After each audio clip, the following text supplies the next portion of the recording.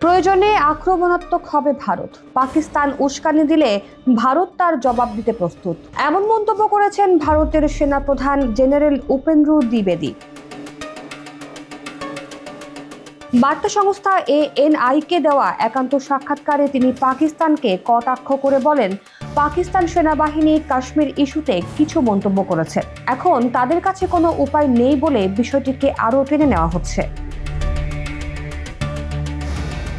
এক প্রশ্নের জবাবে জেনারেল দ্বিবেদী বলেন, 2014 সাল থেকে ভারত পাকিস্তান দ্বিপাক্ষীয় সম্পর্কে যা ঘটেছে তা খতিয়ে দেখলেই বুঝতে পারবেন উভয় পক্ষই জানে ভারত নিজেদের স্বার্থ নিয়ে থাকতে চায়। সেনাপ্রধান জানান, ভারত তার অবস্থানে বেশ স্পষ্ট। তিনি বলেন, আমরা আমাদের যোগাযোগের ক্ষেত্রে দৃঢ় থাকব, প্রয়োজনে আমরা আক্রমণাত্মক হতে পারি, কিন্তু যদি আমাদের জোর করা হয় তবে আমরা যথেষ্ট আক্রমণাত্মক হব।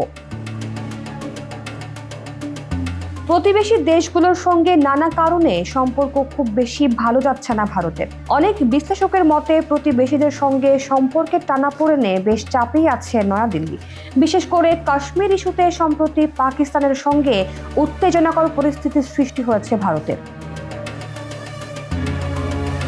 কাশ্মীরের সহিংসতার বিষয়ে জেনারেল উপেন্দ্র দ্বিবেদী বলেন, স্থানীয় সন্ত্রাসী সংখ্যা হ্রাস পেয়েছে, নিয়োগের সংখ্যাও অনেক কমে গেছে, কারণ 2019 সালের আগস্ট থেকে ভারত সম্পূর্ণ JK এর জন্য অভিপ্রায় খুব স্পষ্ট জানিয়ে দিয়েছে।